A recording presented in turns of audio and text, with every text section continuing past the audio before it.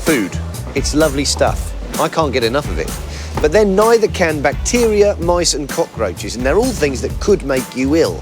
So how do you ensure that you get to the food before they do? Well, places that sell food have to follow very strict rules to make sure that we don't end up eating contaminated helpings. But making sure those people follow those rules, well, that is a massive nationwide challenge undertaken by a very special group of people. Bring on the food inspectors. This is the series where we're out on the road with the food inspectors. You need to get your act together. They'll discover the restaurants where no one seems to know what they're doing. You can't have a rabbit where you're preparing food. You need to take the rabbit out now. Take the rabbit out now. And we discover the visitors that no restaurant ever wants to meet. You have so many live cockroaches here in the preparation area. What are you playing at? I'll be revealing the truth about the hidden world of food crime that could put you in danger. Probably would indicate some kind of illegal slaughter. Enough bones for 60 pigs. And I'll be finding out how some of the country's biggest food manufacturers keep us safe. This doesn't look like a kitchen, this looks like a science lab.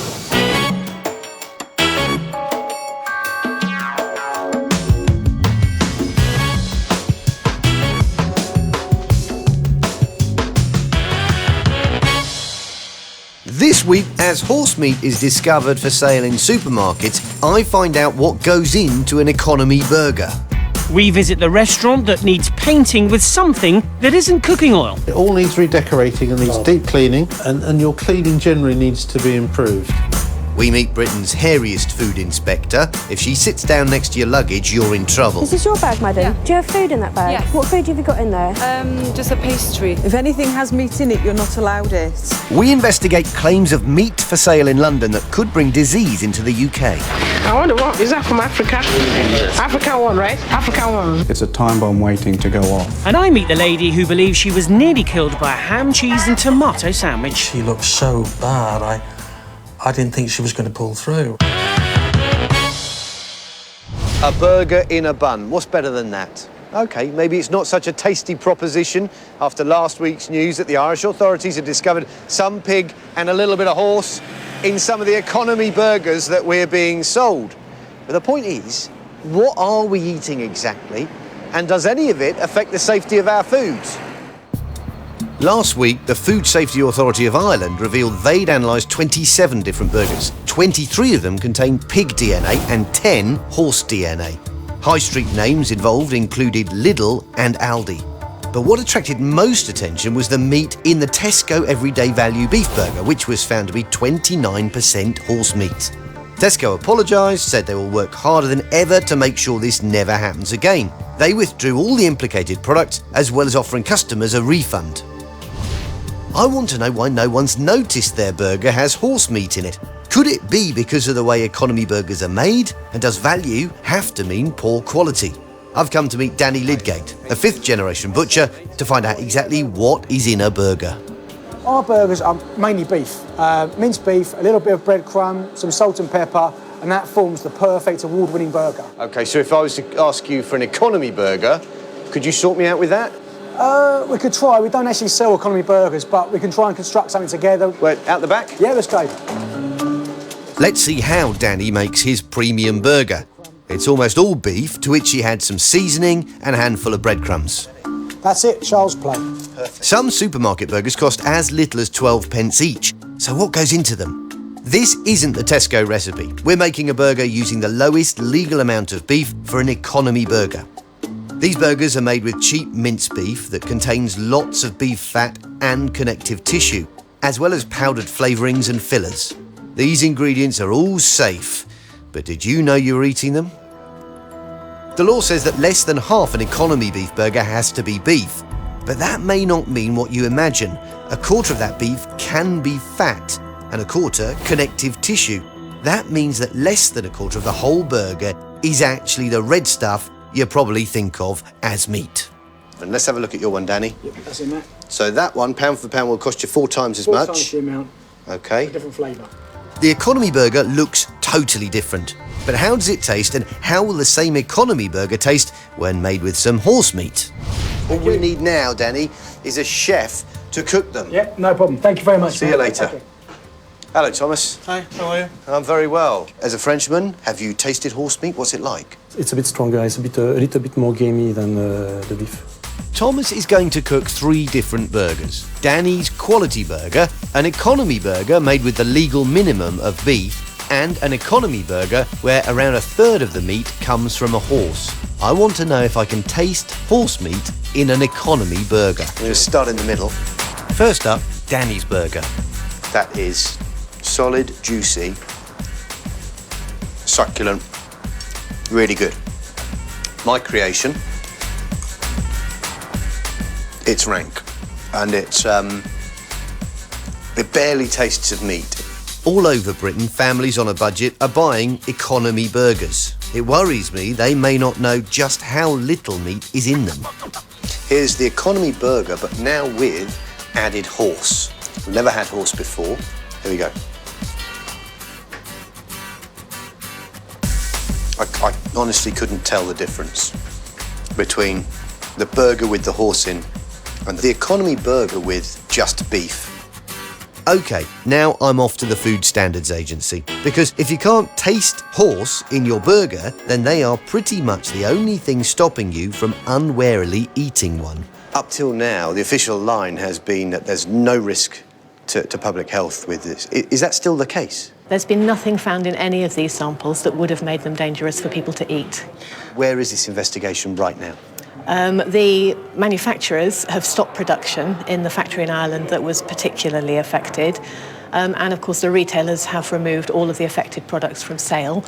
We're carrying out a programme of tests, and that will tell us whether this is a one-off instance or whether there is a problem which goes wider. But realistically, why were these checks not taking place before? We can't check 100% of everything.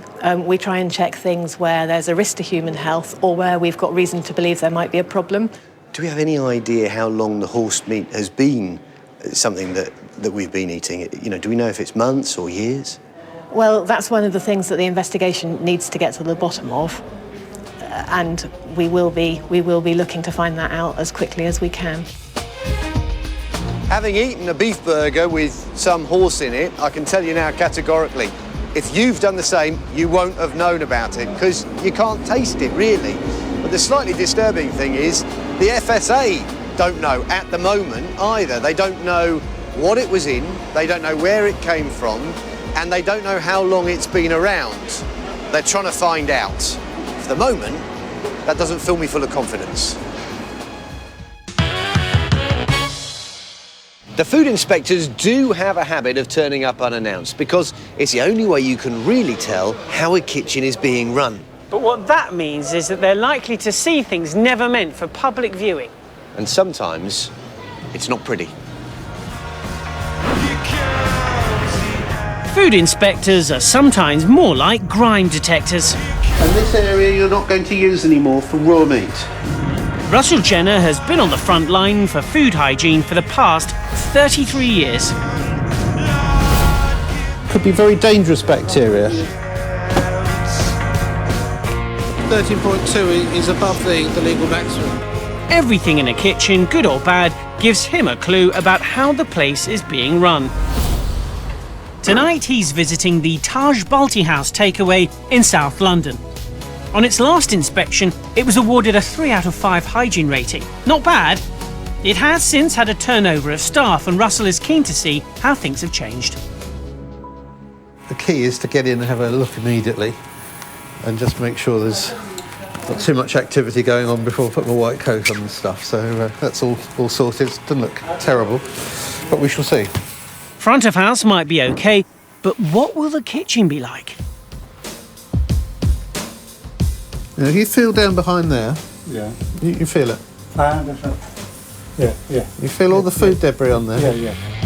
It's looking pretty dirty at the Taj Balti House, and Russell doesn't like dirt. Why have you got cardboard in there? Sometimes, this is going to very hot, You shouldn't have cardboard in a place like this because it's absorbent. You can't keep it clean. Yeah. Anything that can't be washed down will end up noted down in Russell's little book.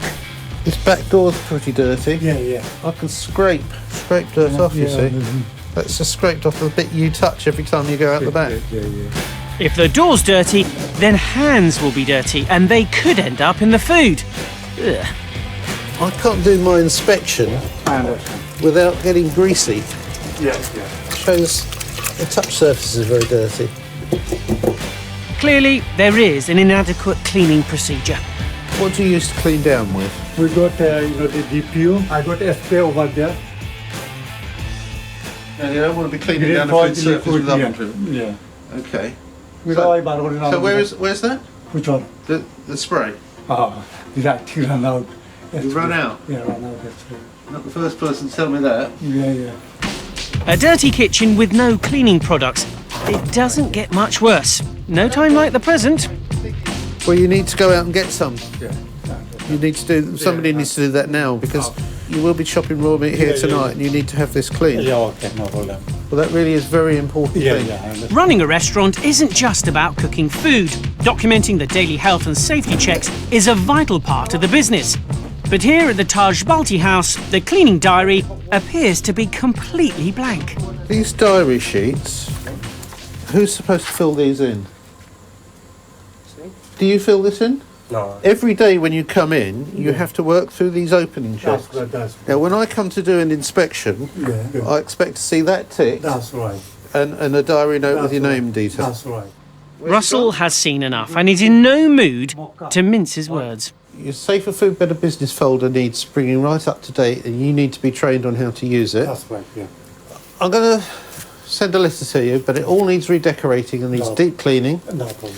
And your cleaning generally needs to be improved, and it will need to be done urgently. Your score will only be a 1. 1. You won't get higher than a 1 because your Safe Food Better Business isn't being done. I'm not satisfied that there's a proper food safety management system in here. The hygiene score has dropped from a 3 to a 1. It could be worse. Only just. They now have 3 weeks to clean up before Russell comes back. See you then. And we'll be with him later on. Well, a bit disappointing really. The cleaning was very poor. There was a lot of grease and dirt everywhere. And really, I just didn't feel the food safety issues were being managed there.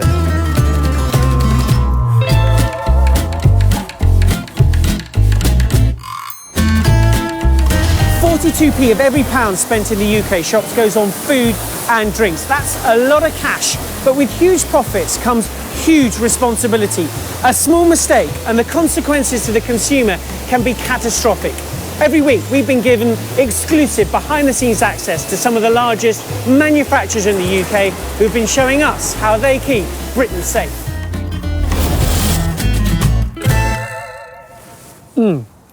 Curry and rice. I know you can have curry and chips, but I love curry and this lovely white, lovely stuff. But did you know it holds a dark, poisonous secret?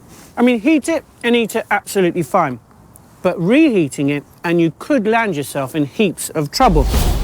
You see, rice contains a bacteria, Bacillus cereus. Once cooked, it starts to produce toxins. Home-cooked rice left at room temperature for just a few hours can make us sick, even if it's reheated. Large manufacturers of food produce millions of pre-cooked rice dishes every year. We reheat them and we have no problems at all. So what is it about these tiny grains that can cause such big trouble? And how do food producers keep us safe?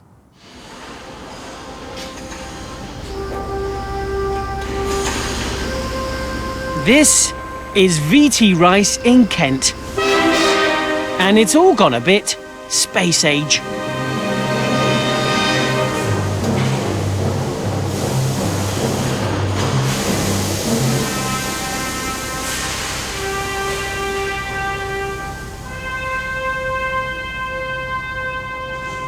Looking good. Oh, Sharon, nice to see you. Hello, Chris.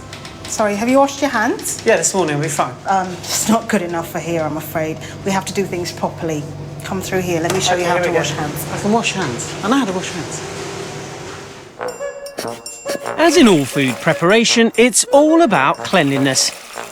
Time for another silly outfit.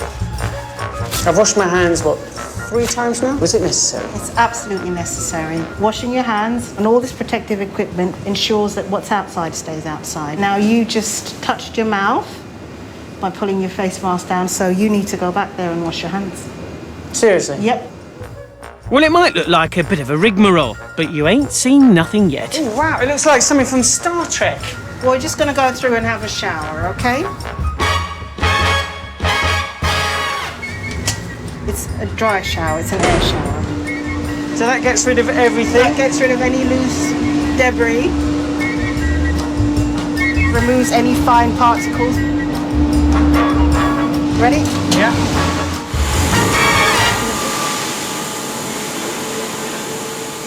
So how clean is the air in here? Probably, in comparison to, say, your household atmosphere, it's about 10 times cleaner. Fresh from my shower, I feel nice and clean. But what about the rice? After all, this is the important stuff. Before it's cooked, it's sterilised with high pressure at 140 degrees Celsius to kill off that bacteria. No bacteria, no toxins, no sickness. Can't I do this at home? Just put that rice in and boil it? You'd be hard pushed because water can only boil at 100 degrees in a normal atmosphere. Finally, it's time for the cooking. Not in water, though. They use acid. But don't worry, it's pretty mild. But this stops any more harmful bacteria from growing. Now completely sterilised, the rice travels into another room. And this room is so clean, even I'm not allowed inside. If you can imagine what we talked about earlier, this is 10 times cleaner than your domestic environment. Yeah. That inside there is at least 100 times so that's cleaner. Really, really clean. Then it's labelled up. It still needs to go through a leak detector and an X-ray machine to check no metal has fallen in. Not what you'd want with your chicken jalfrezi. So what do you need to know if you're cooking rice at home? Well, freshly cooked is safe. If you want to save any cooked rice, get it in the fridge within 30 minutes. It's best not to keep cooked rice in the fridge for longer than a day and reheat it only once. Or, if you own a rice factory, try superheated steam and mild acid baths. There's more to this food business than meets the eye. Ooh, lovely and hot. Tastes great too. So to all the pre-cooked rice makers in the UK, I thank you and salute you. Keep protecting Britain. Food business is big business, and it can attract people who cut corners. Every week I'll be investigating a food crime that is not only an illegal act, but which can put you and your family and anyone who eats these foods at serious risk of illness.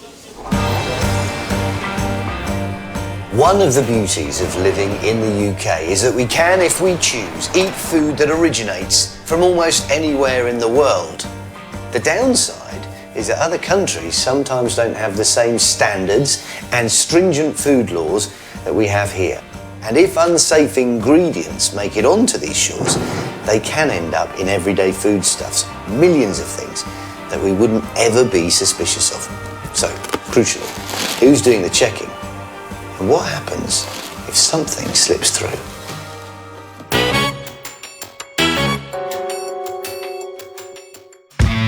Our first line of defence is at places like this.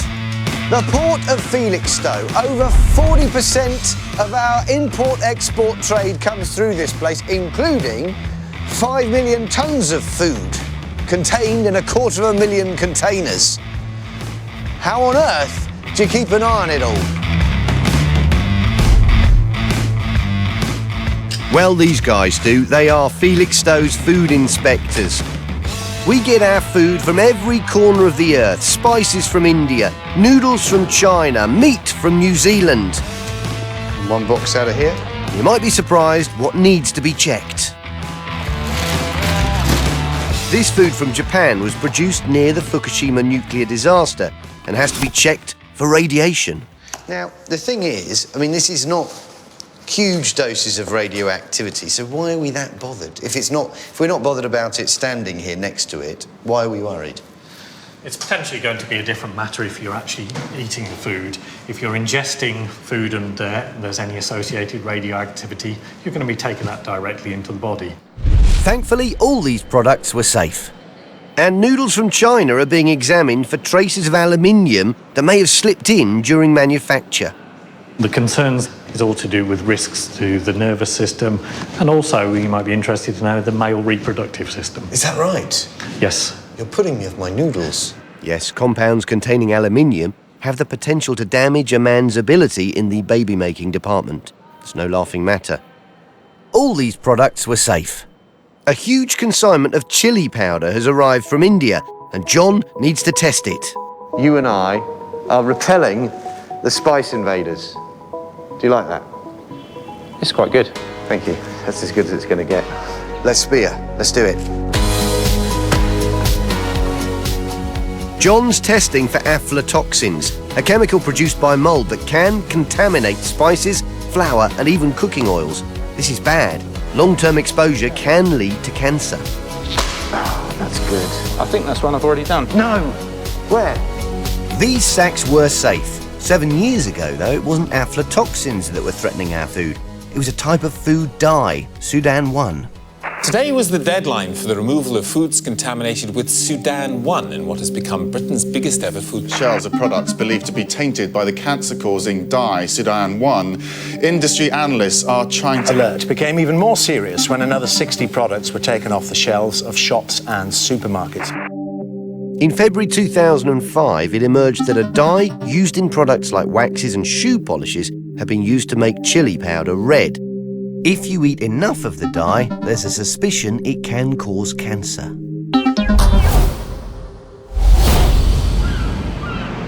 All of our ports, like Felixstowe, do a great job keeping our food safe. But what I want to know is how imported foods might be slipping through the net and exactly what dangers they pose. I've come to the office of the government chemist to meet Michael Walker. So the work that's happening at Felixstowe, absolutely crucial. More worrying, if anything, though, are the things that escape that system, that go round the side, if you like. Typically, what are we talking about? We're talking about food which is personally imported, food which is a delicacy in countries of origin, which may not be available through normal sources of trade. So the sort of food that people bring in their luggage, of course, would never find its way into here. It just doesn't come anywhere near what you do. It's not sampled and tested, no. No. And nature can spring some nasty surprises.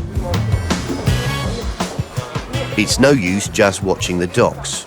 30 million travellers come in and out of Britain every year, many by air. And you won't believe what some of them have in their suitcases. Are you feeling hungry? What the grasshopper's for? It's a delicacy. Later on in the programme, we'll be out with the officers of the Border Agency. Nope. This is not allowed, so that stays with us. Now, when we talk about food poisoning, you probably imagine a dodgy takeaway or restaurant. But believe it or not, nearly half of all food poisoning is caused by you and me cooking at home. It's a frightening thought. Are you a potential food disaster waiting to happen? Well, to make sure you don't become another food statistic, I'll be visiting a kitchen, a home or a workplace near you, and I'll be bringing an unexpected visitor, our very own food inspector, Ben Milligan.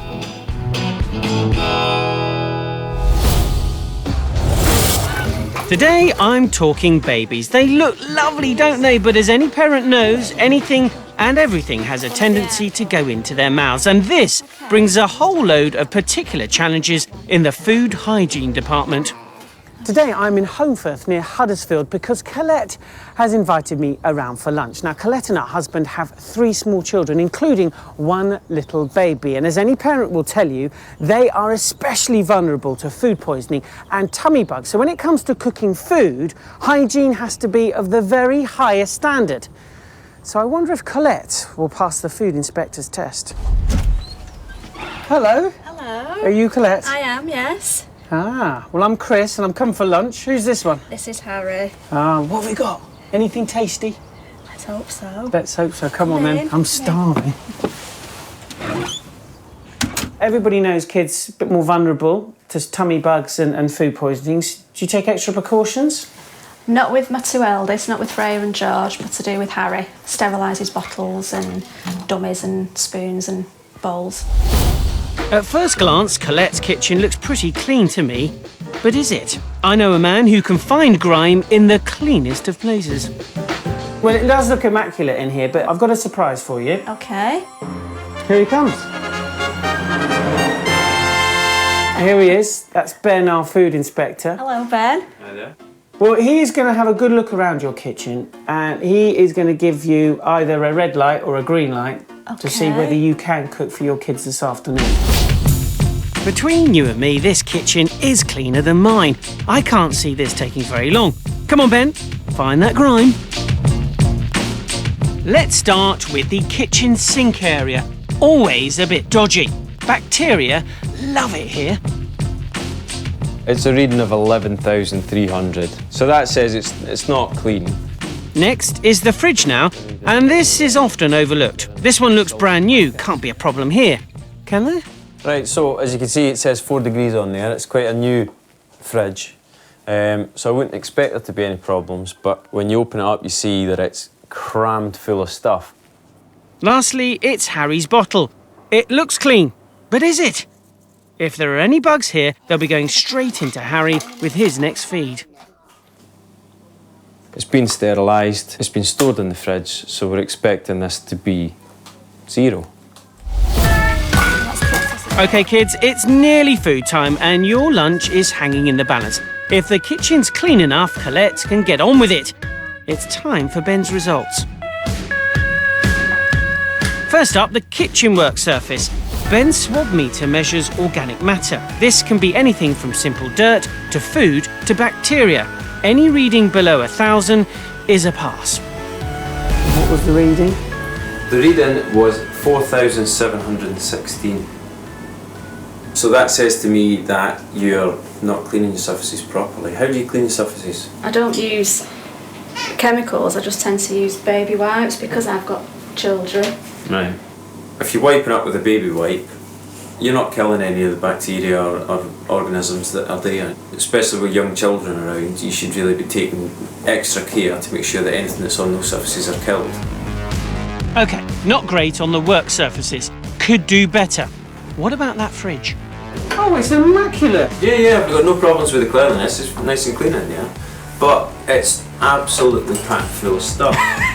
Packing your fridge to its limits means the air can't circulate to keep it cold. 8 degrees is the limit. Above 8 degrees and bacteria start to grow. The actual food temperature in there is 10 degrees. So if you store your bottles in there for a long period of time, if they're not cleaned or sterilised properly, then those bacteria can grow over a period of time. So, top tip, don't overstock your fridge. Unopened jars don't usually need to be in there at all, but please do check the label first. And lastly, what about Harry's bottle? I swabbed it.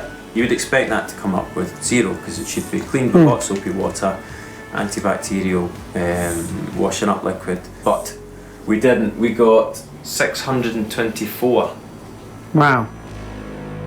Colette looks pretty shocked. It's time for a Ben masterclass on how to wash bottles before sterilising. Once we've done that, make sure that it's all nice and clean with hot soapy antibacterial water. Yeah. Make sure that you get any hardened bits of milk or any residue out of there. So ideally you want a little brush to get that in the nooks and crannies. You get brushes for it, and at the end, on the end, they've got a little corkscrew one that goes up into the end. To be honest, I think Colette's done pretty well. But our Ben, well, he does have pretty high standards. Most kitchens that we've been to, nowhere near in the league of this one. No. And I think it's important, we're trying to get it to the absolute peak of hygiene. So 10, 15 minutes of help from us, we could sort this out. So here are a few top tips. Always clean your work surfaces with antibacterial spray. Ideally, use paper towels and throw those dirty dishcloths and sponges away. Wash and sterilise babies' bottles really thoroughly. And don't overpack your fridge and keep it below 5 degrees centigrade. The food inspection is over, thank goodness. What has Colette made of it? Find your little legs. I've learnt now that I can use antibacterial wipes and washing up liquid, and it's perfectly safe for children. Also how to sterilise properly and not to put as many unopened jars in the fridge. It'll make a huge difference to me now. Obviously, hopefully, I'll be a lot cleaner, which is a lot better for my children. So onwards and upwards, hopefully. Now, Matt, you've got kids, haven't you? Yep, no problems there. You ever seen them drop the food on the floor, pick it straight up and eat it? It's terrible. And of course, a lot of people talk about the 3-second rule, how if you pick the food up within 3 seconds, it's then safe to eat. I mean, that's nonsense. It's 5 seconds. Well, Matt obviously needs a bit more training, as do some people in the food industry, because ignorance makes our food inspectors very, very angry. Gillian Morse has been inspecting food selling premises for 10 years, currently in Cardiff. And she has eagle eyes. Nothing escapes her. Do you know what temperature your dishwasher is? Is the sink used for anything else apart from washing salad? Do you think that's acceptable? Today she's on her way to see convenience store The City Bakery. The shop has new owners, but she wants to ensure it's meeting established standards of hygiene. How often do you clean underneath there? Every day. Every day? Every day clean and mopping. So how often are you checking your dates? Daily. Every day? Yeah. Impressions are good. The shop looks tidy, and readings on the freezer cabinets are spot on. The temperature's fine. The shop also sells meat, and at the back of the store, workers are busy with butchery. But Gillian starts to spot signs that all may not be as well as it first appeared. So what do you intend to do with these gizzards you've got on the floor here? We just, if you finish it, and after that you take it out. So do you think we can do that now then? Meat that isn't for sale needs to be disposed of as quickly and safely as possible. But Gillian also has concerns about the meat that is for sale. So you haven't got any dates on any of the food, so how can you tell when it's to be used by? Because it's coming fresh every day. How do you know what's old and what's new? We have every day. We don't have like... So what you're saying to me is all this will be gone today?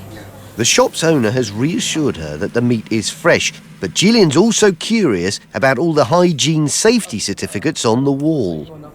So Red War Khalid, Yeah. it's gone? It's gone, yeah. So, You want to take, so yeah, need to get rid of his certificate then. So at least one of the certificates is for somebody else. Surely some of the others will belong to people who actually work in the shop. Handling other food. What about Ali? Ali was in here working. He's gone as well, He's gone so now. need to get rid of that as well then. Okay, so that gentleman now, he's just touched the floor, put something in the bin, now he's going straight back to food handling. So that's the sort of thing I'm talking about basic hygiene, so he needs to wash his hands. Breaking a basic hygiene rule in front of a food inspector could be a sign that not all of the staff have been properly trained. So where's his training certificate? Exactly. Have you got one? It's a new, long time. What's this gentleman's name? What's your name, please? My name is Sam. And what training have you done, Salmon? I just want to learn for the butcher. If I like it, if I don't like it, I left. Okay, so you haven't had any formal training, are you, there? No. Okay. Right, I'm a bit concerned because obviously you've got 2 food handlers without any training, so they really need to be supervised. Hygiene certificates aren't compulsory, but it's clear to Gillian that the staff need to be trained. I'll write to you with a legal Send the notice letter. about the training. Okay. And I'll be back to check. Okay. Gillian may be off to another inspection, but the owner's still in no doubt as to who's in charge. I'm happy, okay. She's strict, that's okay. What I said to him is I'm going to serve a legal notice now for training, and I'll be back in 2 months to check on that.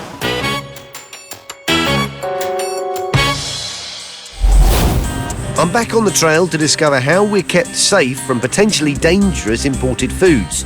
Official imports are carefully checked.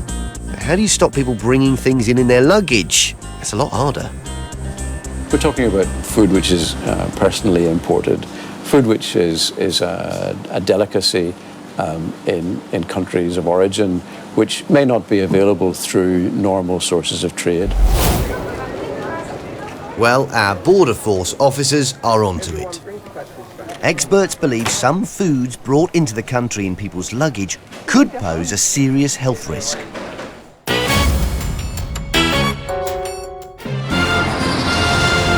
You may not know it, but Gatwick Airport is home to an elite unit. Their job is to protect our borders, and on their wanted list is illegal food. You're not allowed to bring that in. Bindi the dog is one way that they seek out banned food. So have you got any food in your bag? If you have smuggled goods, and if you head down the green lane, you may find yourself confronted with the Border Force. We're at the arrivals gate, and Bindi's nose is doing overtime. Madam, have you got any food in your bags? Bindi's magical schnozzer can sort passengers who claim to have no food into two groups, those who are telling the truth and those who are a little bit forgetful. No, this can't come into the UK, no. If Bindi sits down next to your bag, you are busted. Have you got any food in your bag? I have some chocolates. She's on the hunt for any meat or dairy product from outside the EU. Since foot and mouth created an economic catastrophe in the countryside, we Brits place even more importance on the kind of foods allowed into the country. The measures exist to prevent outbreaks in livestock. We already know about foot and mouth, but also bird flu and swine fever. And they're there to protect us humans from contaminated food. Is this your bag, madam? Yeah. Do you have food in that bag? Yes. What food have you got in there? Just a pastry. Now that Bindi's identified the bag, this passenger has to open up her luggage. Do you understand that from outside of the European Union, bringing in any meat or dairy products is forbidden? I mean, cooked one. Makes no difference? Oh, no. No? I don't know. OK. Right, I need to have a look at what you've got. She said there's only some chicken inside. Let's find out. Oh, I can smell it. I know, you can smell it, unfortunately. It's dry. That's fine. What's in here? That's, I think it's cheese. Okay, you can't have any cheese either. So no cheese, no meat, no milk. Now the fruit is fine to go through, but the jar full of cheese has to be incinerated. And what about the homemade sandwiches? This here has got chicken. Okay, we'll need to take that one then, I'm afraid. Can we eat it? Can't believe you're hungry, Troy. Can we eat it here before we give it? I'm afraid not. In fact, there are over 2 kilograms of illegal food here. While she loses the food, she also gets an official warning not to do this again. People are prosecuted every year, and the system works because Bindi's nose played a blinder. I love it when she tells me there's something in a bag and the passenger's adamant there's not, and yet she's right and there is food in there. It's such a nice feeling to know that she really does know what she's doing.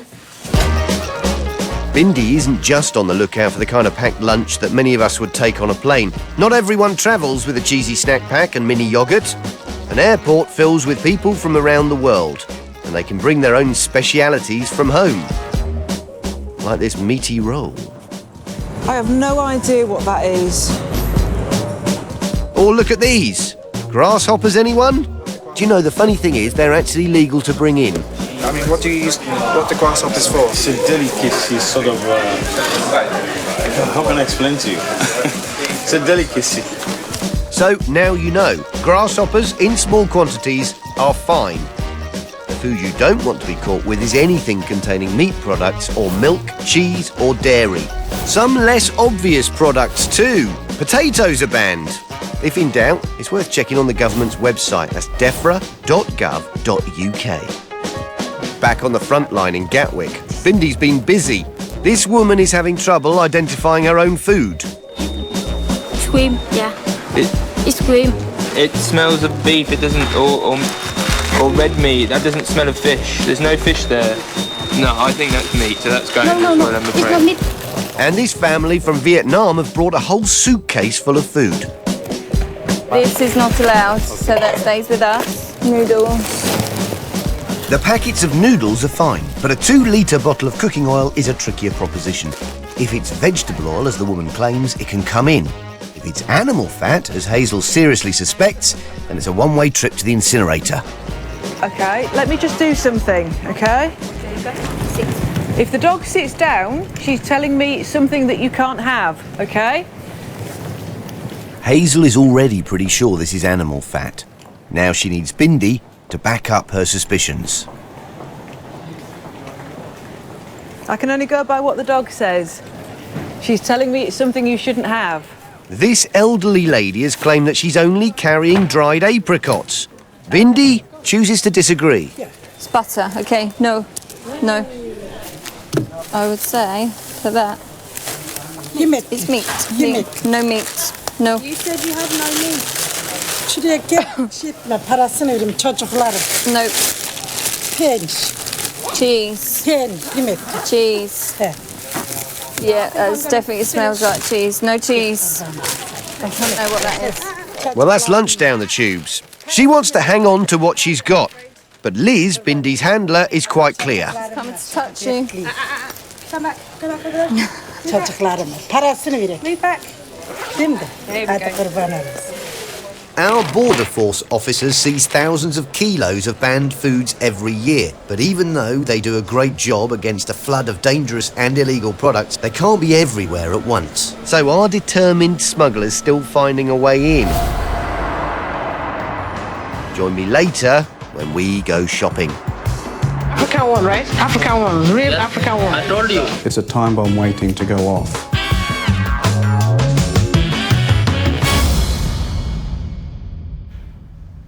Once again, I'm talking about food poisoning from my food lab and how it affects your body. I've got another terrible story to tell you and a few tips to make sure you don't become another victim. This is the story of Carol Stabb from Exeter. She's a housewife. She's been happily married for 34 years to her husband, Ray. It says, according to our files, she was an active person in fine health until one day the couple decided to go out for lunch. An innocent lunch date that would change her life forever. I said, how about going out for lunch? Where are we going to go? Oh, we'll go to a restaurant. So we went off quite happily, you know. I had a panini with tomato, ham and cheese, and my husband had something different.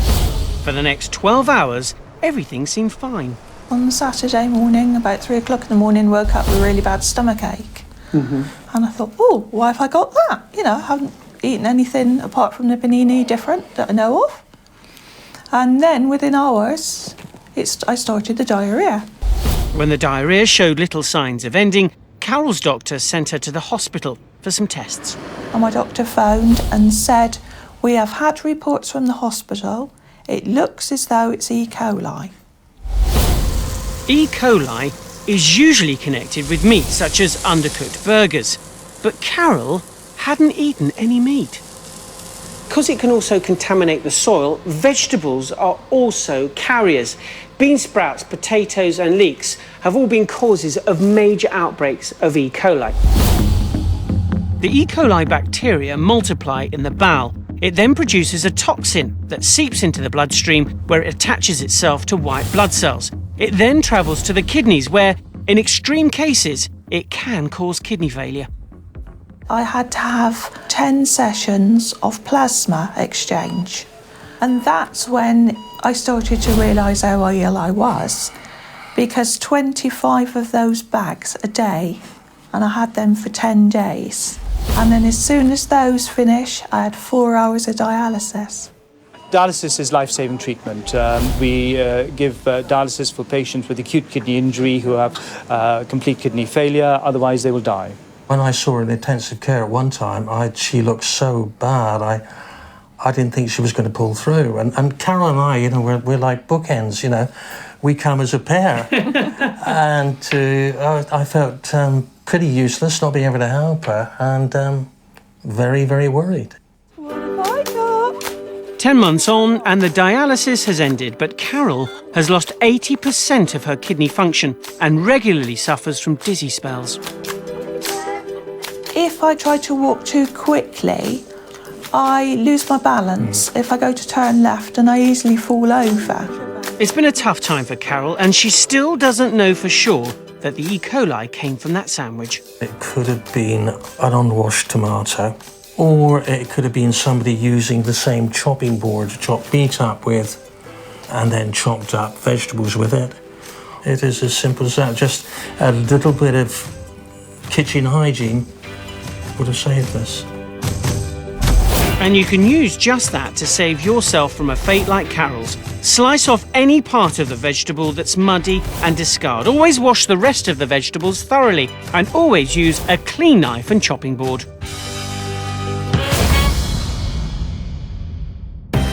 We're back with Russell Jenner in Reigate, and he's about to revisit the Taj Balti house. I sent them a letter immediately after I visited.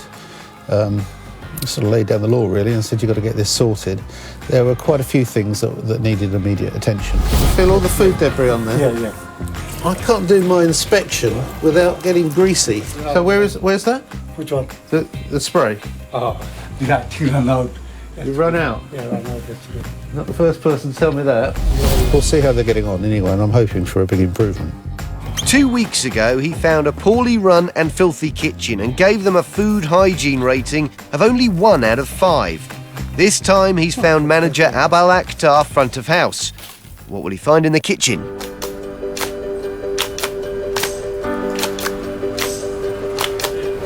Well, that does look a lot better. Thank you. A lot better. The smile says it all as Russell powers through his list of previous problems. That's lovely and clean behind there. This is a lot better. You've got good separation there between cooked and raw. Look at that. Lovely. Sanitizer. Where's the sanitizer? Excellent. They have got the sanitizer, but have they got rid of the dirty cupboard liners? Okay, fine. Lovely.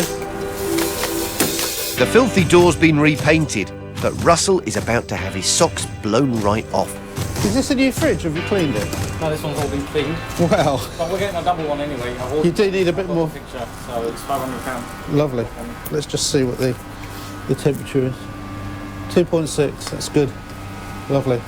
You've done that a treat. So lovely.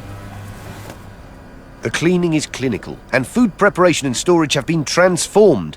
But are they filling in the book that records all this good work and ensures that it continues? Has anyone learned how to do paperwork? It's done his opening checks and everything seems fine. You're doing this, aren't you? So you're doing temperature monitoring. So that's good. Okay. Just sort of in summary, vastly improved. A lot cleaner, very pleased with what you've done, and I know it's a lot of effort that's gone into it. I know these things don't come easily.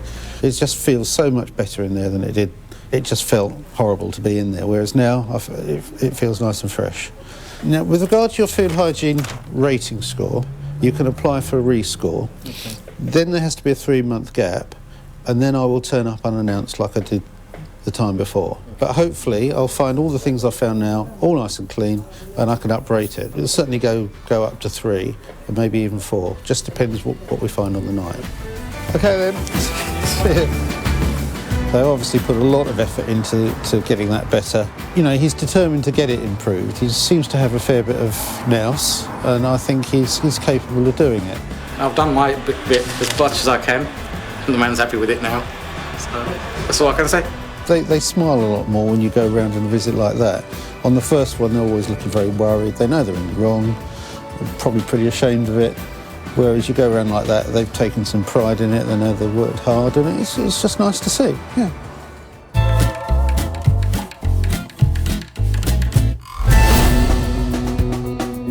I'm on the trail of illegally imported food. First up, I visited Felixstowe Docks to see how our legal imports are checked and tested to keep us safe. Then we met the Border Force officers and Bindi the dog at Gatwick Airport.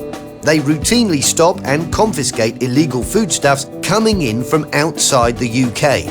But the final part of my journey has brought me closer to home. This is South London. The woman in front of us is an undercover reporter, and she's investigating the sale of illegal meat.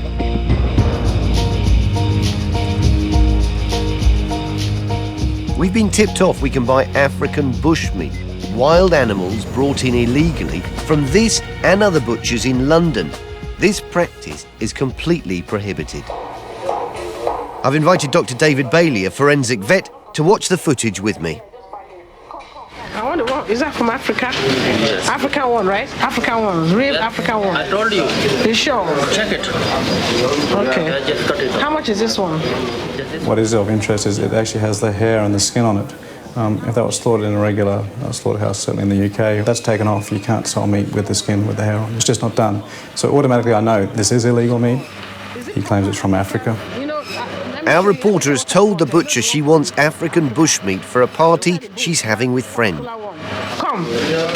You sure it's the real one, no? I don't want this for party. I'm having party for my friends. Don't worry. Yeah, sure. Okay. When the people eat... Tasty, that's what I want, yeah. Very tasty, not tasty. It's very tasty. Okay, put it in a bag, okay? 2 bags, please. So it doesn't... My dear friend. As long as it's tasty, it's for party. That's what I'm... And it's from Africa, African one. Good, solid one from bush, eh? I trust you. The butcher seems keen to tell our reporter how he claims the meat has come into the UK. It's coming on that table, that's why it's very special. Africa. France, okay. The world coming underground. I see, underground. That mechanism that he described, the Africa, France, UK pathway, it is a well-known pathway for bushmeat to enter this country. General people in the public wouldn't be aware of this pathway, so that's not common knowledge. So that's interesting that he can explain that. So is that why it's expensive? Yeah. Oh, I now understand. Okay. So I can call you to order more for me next time, eh? Yeah. Tasty one. I mean, what he's describing there is smuggling, isn't it? The pathway that he describes is smuggling, if what he's saying is true. David's changed into a hazard suit and mask to protect himself from any infection the meat may be carrying. He already thinks the meat is illegal because it's been sold with its skin on and the spinal cord intact. Spinal cords must be removed from all livestock except sheep under 12 months old to guard against BSE. You can see a cross-section of what it is. It's difficult to say.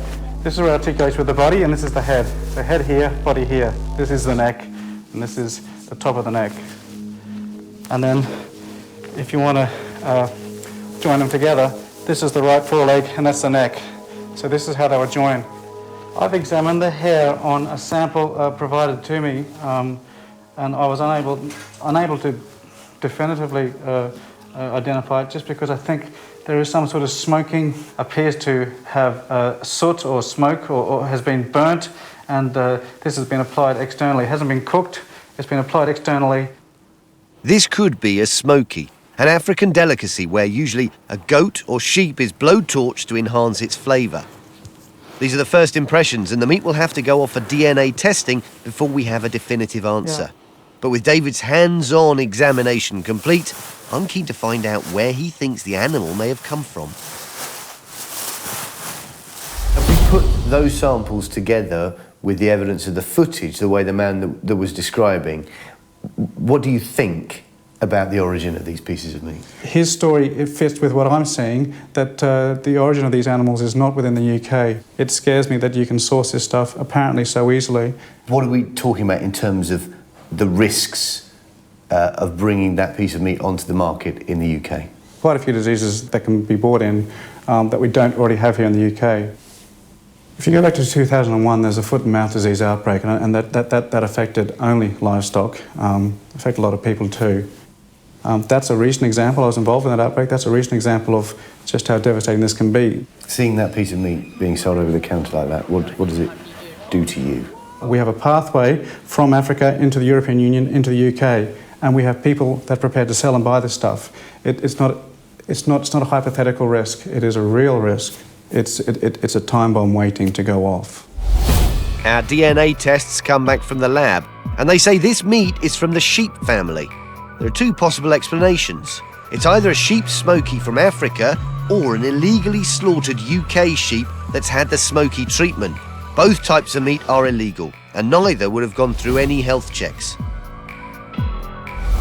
After filming, we asked the shop assistant if the meat was from Africa as he claimed. He said he was joking and not being truthful.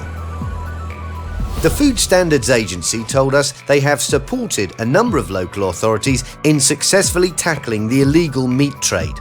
They added that although most bugs in food can be killed by cooking, illegally imported food should not be eaten because it's evaded official controls and could therefore pose a danger to human health.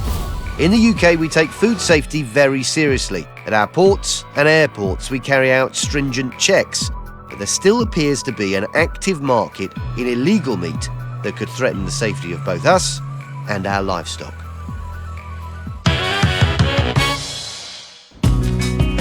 Back in Cardiff, and last time Gillian Morse visited the city bakery, she found that many of the hygiene certificates on the wall were, in fact, for people who no longer work there. So Red War Khalid, it's gone. It's gone, yeah. So, You want to take, I need to get rid of his certificate then. What about Ali? He's gone as well. So need to get rid of that as well then. They caused the food hygiene rating to drop to a 0. It's 5 weeks later, and she's come back to find out if everyone's completed the training she asked for at the general store. I do what you want, they do. Already? Everything plan. Everything? Yeah. The owner, Kareem Mohammadi, is keen to show off a handful of shiny new certificates. He's prouder than a pushy mum on prize day. Level 3? Yeah, okay, you told me. Yeah, very good. This is for butchery. Yeah. And this one, butchery, is coming. Yes. Distinction. Yeah. Very good, excellent. To match the new certificates, he's even bought a new butcher's outfit, and he's keen Gillian sees the receipts. For the aprons, is it the overclothing? Yeah. Well, Gillian still wants to check all the certificates now match the members of staff. So I'm just going to take down the details of certificate numbers, the names, and cross-reference them to the issues and the individuals that I picked up on the first inspection. And then I can check off the notice to say he's been complied with. The owner, Kareem, is confident the certificates will match up. He now wants to talk about that 0 rating for hygiene. I want a risk for... A rescore? Yeah, that's fine. On the 23rd of January then, you'll be able to apply for a rescore, because you have to wait 3 months. So providing I come back in January and I can see that you are working to this document and you are filling in your records. I listen to you. And everything is in place. Anything mistake, I do. I'm so happy because exactly some job I passed today. They told me say nothing wrong, no notes, so we come back. They give me higher risk in January. I suppose it was better than I was expecting, if I'm honest. At the moment, he's a 0 rated premises. I mean, in theory, he could go up to a 5. There's nothing to say that he couldn't go up to a 5. To be honest, I really don't know. It depends what I find in January.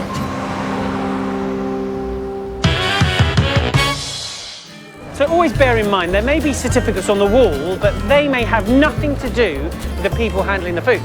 And the golden rule is this: if you're at all concerned about what you're going to eat, ask, because that way you'll get more information.